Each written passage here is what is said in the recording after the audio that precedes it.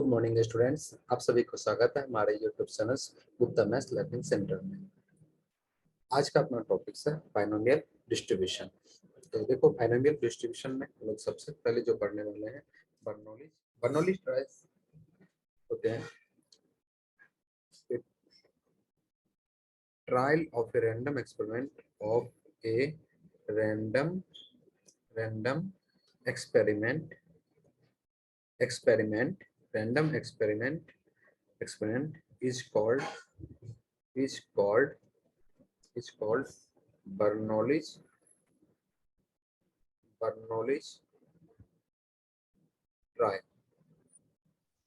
trial if it has only two possible outcomes.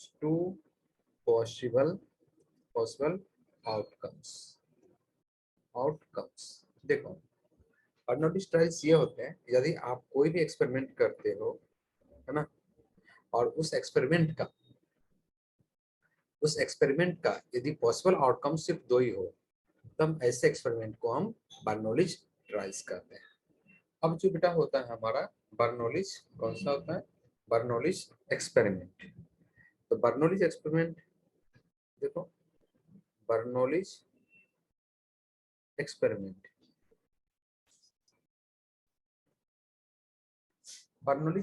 क्या कहेंगे? यदि हमारा कोई भी एक्सपेरिमेंट हो रहा है ना, एक ही एक्सपेरिमेंट यदि बार बार हमारा रिपीट करते हैं, तो हम ऐसे एक्सपेरिमेंट को हम क्या कहेंगे? Bernoulli's experiment. क्या समझे? यदि आप एक ही एक्सपेरिमेंट यदि बार बार आपका रिपीट होता है, तो ऐसे एक्सपेरिमेंट को हम बर्नौलीज एक्सपेरिमेंट कहेंगे।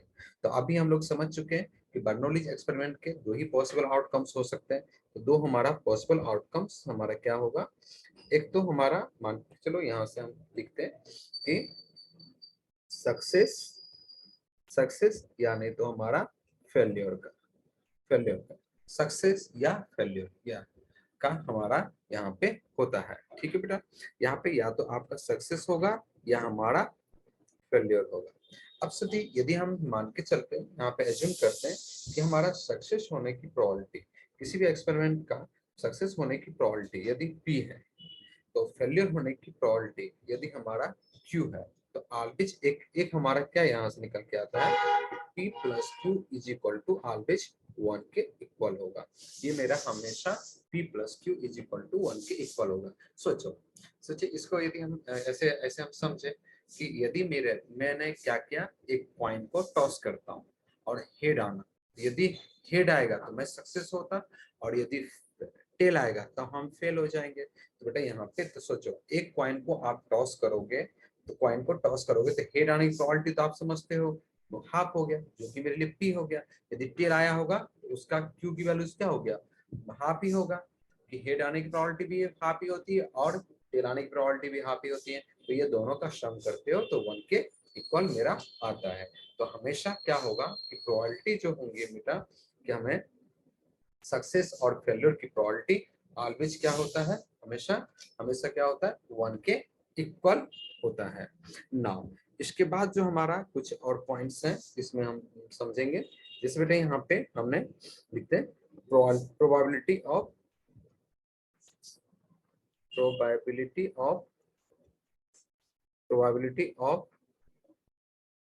r times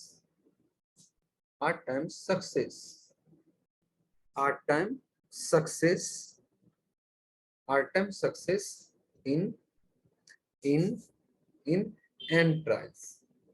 यदि हम r times success in n trials करते हैं, इसमें से हमने क्या हुआ कि r टाइम्स यदि हम सक्सेस करते हैं, तो हमारा क्या होता है? उसकी जो हमारा फॉर्मूला बन के आता है कि प्रोबेबिलिटी ऑफ r क्या है मेरा यहाँ पे? कि सक्सेस होने का, सक्सेस और हमारा सक्सेस होने की प्रोबेबिलिटी तो क्या होता है? NCR P पे पावर R और Q पे पावर n माइनस R। ये फॉर्मूला हमेशा यूज आएगा बेटा इस प्रोबेबिलिटी डिस्ट्रीब्यूशन के, बाइनोमियल डिस्ट्रीब्यूशन के क्वेश्चन को सॉल्व करने के लिए। अब हमेशा क्या होता है, जितना टाइम से आपका सक्सेस होता है, देखो इस फॉर्मूले में आप देखोगे तो जितना टाइम सक्सेस होता है तो वहां पे हमारा क्या रहता है, ये जो आपका पॉइंट देख रहे हो ना कौन सा, कि हमारा ये वाला पॉइंट, ये जितना हमारा सक्सेस होगा, तो आर टाइम सक्सेस मेरा है, तो यहाँ पे देखो ये मेरा आर होगा, यहाँ पे आर, और यही मेरा यहाँ पे पी जो हमारा सक्सेस है ना, तो इसी पे हमारा यहाँ पे पी पे पावर आर होगा, और क्यू पे पावर जो बच जाता है वो हमारा क्यू पे पावर आर होता है। ठीक है बेटा, ये बात तो समझ गए ना। ना अब अपन अपन क्या हो, अब और जो हमारा कुछ फार्मूला जो हमें लगते हैं वो हम लिख लेते हैं, कि जैसे हमारा एक और फार्मूला होता है, जैसे mean mean mean and variance variance mean and variance of binomial binomial distribution binomial distribution binomial distribution. देखो मीन और तुम्हारा इसका जो, तो हमारा यहाँ पे जो फॉर्मूला होता है, जैसे मीन इक्वल टू, ये लर्न करके रखिएगा, ये बस इतने में काम होता है। मीन मीन जो हमारा इस तरह से हमारा डिनोट किया जाता है, या म्यू से भी इंडिकेट किया जाता है, ये मेरा एन पी के इक्वल होता है, वेयर एन क्या है, एन एन हमारा नंबर ऑफ ट्रायल्स, पी क्या है सक्सेस होने की प्रोबेबिलिटी, और दूसरा हमारा जो होता है ये वेरिएंस वेरिएंस जो कि हमने ऐसा लिखते, वेरिएंस को हम इस तरह से रिप्रेजेंट करते, तो ये मेरा एन पी क्यू के इक्वल होगा। वो यार आप मैं यहाँ पे लिख देता हूँ, वो यार हमारा एन क्या है, एन नंबर ऑफ ट्रायल्स, जितने टाइम्स आपने ट्रायल्स किए हैं, और पी क्या है कि प्रोबेबिलिटी प्रोबेबिलिटी ऑफ सक्सेस का, सक्सेस होने की प्रोबेबिलिटी, और क्यू मेरा क्या है यहाँ पे, क्यू की प्रोबेबिलिटी ऑफ फेलियर का, की प्रोबेबिलिटी ऑफ फेलियर का, फेलियर की प्रोबेबिलिटी। ठीक है, और इसके बाद भी हमारा एक और फॉर्मूला जो होता है डिनोट की जाती है, सिर्फ नोटेशन में आप इसको लिख लेते हैं अपन, नोटेशन नोटेशन। अब देखो नोटेशन में हमें इस तरह से लिखा रहता है कि एक्स एक्स और ये बी इस तरह से लिखा रहेगा, एन कॉमा पी ऐसा लिखा रहेगा। तो इसे हम रीड कैसे करते हैं, रीड कैसे करते हैं वो मैं आपको बताता हूँ, कि इट रीड एज, ऐसा लिख लेते हैं अपन, it it read as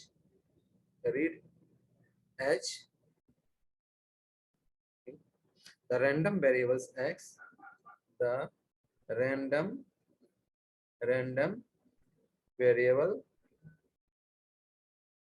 x x follows follows follow binomial distribution binomial binomial distribution binomial distribution distribution distributions with with parameter n and p p with parameter n n p. बेटा यहाँ पे जो ये जो पॉइंट आप देख रहे हैं ना, एन और यहाँ पे पी, हमेशा एन जो होता है नंबर ऑफ ट्रायल्स वहां लिखा आता है, और पी सक्सेस होने की प्रोबेबिलिटी, कभी भी इसके जगह पे हमें क्यू की वैल्यूज नहीं लिखी रहती हैं। अब अपन कुछ क्वेश्चंस देख लेते हैं। तो क्वेश्चन हमारा देखो, अभी देखो हम इसका क्वेश्चन लेते हैं। तो ये जो क्वेश्चन है उसको सॉल्व बहुत इजी वे से अपन सॉल्व कर लेंगे। देखो सॉल्यूशन जो मेरा इसका होगा, मतलब क्वेश्चन में क्या कर रहा है, तो probability that students is not a swimmer, मतलब यदि पी यदि क्या रहा है, पी यदि स्विमर की प्रोबेबिलिटी है, तो नॉट स्विमर प्रोबेबिलिटी क्या हो जाएगी, क्यू। तो हमारे लिए यहाँ पे क्यू इज इक्वल टू कितना लिखा है, 1/5 है ना, 5। तो मेरे लिए पी कितना हो गया, पी पी कितना हो जाएगा कि 4/5 हो जाएगा, 4/5। क्यों, क्योंकि अपन जानते कौन सी फॉर्मूला यूज हो जाएगा यहाँ पे, P plus Q is equal to 1, इस फॉर्मूला से हम लोग निकाल लेंगे Q की वैल्यूज। ठीक है, तो Q की वैल्यूज आपको क्वेश्चन में यहाँ पे नॉट नॉट लिखा है इस प्रोबेबिलिटी, मतलब एक तरह से Q की वैल्यूज 1/4 दिया। फिर क्या कर रहा है, what is the probability that out of 9 या 5 स्टूडेंट, मतलब यहाँ से एक तरह से n की वैल्यूज कितना दे रखा है 5। फिर क्या कर रहा है, 4 आर स्विमर, मतलब आर की वैल्यूज तेरे लिए 4 हो गया। मतलब एक तरह से क्या कर रहा है कि 4 को स्विमर आना चाहिए, ठीक है, स्विमर जानता है। तो यहाँ से देखो, यहाँ से कि पी आर इक्वल्स टू, यहाँ पे क्या कर रहा है सक्सेस 4 की प्रोबेबिलिटी, मतलब क्या होगा 5C4, और यहाँ पे सक्सेस होने की प्रोबेबिलिटी कितनी है, ये है, तो 4/5, 4/5,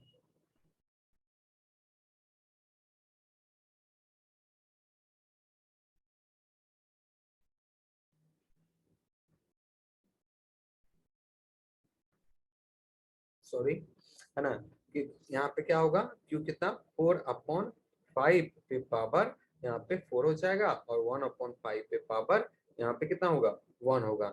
जब इसको सॉल्व करोगे 5 से करोगे 5 होता है, और यहाँ पे क्या हो गया 4/5 पे पावर 4, और ये 1/5 पे पावर 1। जब आप इसको और सॉल्व करोगे तो एक ये 5 से 5 कट जाएगा, तो यहाँ पे क्या आएगा 4/5 पे पावर 4 हो जाएगा। तो एक ये क्वेश्चन बन गया। दूसरा क्वेश्चन और लेते हैं, इसका सॉल्यूशन भी कितना इजी है। यदि हम इसका सॉल्यूशन देखते हैं तो यहाँ से देखो हमारे लिए क्या आ गया, मीन की वैल्यूज कितना दे रखा है हमारा 6 दिया, और मीन हम क्या जानते हैं एनपी इज इक्वल टू 6 दिया। फिर वेरिएंस की वैल्यूज कितना दिया 4, मतलब हम क्या जानते हैं NP Q is equal to 4। अपन के एन पूछ रहा है तो अपन एक काम करते हैं कि एनपी क्यू अपॉन एनपी रख लेते हैं, इज इक्वल टू कितना हो गया, एनपी की वैल्यू 4/6 लेते हैं। तो यहाँ से देखो एनपी से एन और पी कट गया, तो Q इज इक्वल टू कितना आ गया, इसको सॉल्व करोगे तो 2/3, और तो मतलब दैट मींस P की वैल्यूज कितना हो जाएगा 1 माइनस Q होता है, तो यहाँ से 1 माइनस 2/3 जो कि 1/3 के इक्वल हो जाएगा। अब NP निकालना, NP इज इक्वल टू दिया है 6, और यहाँ पे N निकालना है, P की वैल्यूज 1/3 इज इक्वल टू कितना हो गया 6, तो N इक्वल टू हमारा कितना हो गया 18। तो पैरामीटर हमारा N कितना हो जाएगा 18 के इक्वल हो जाएगा।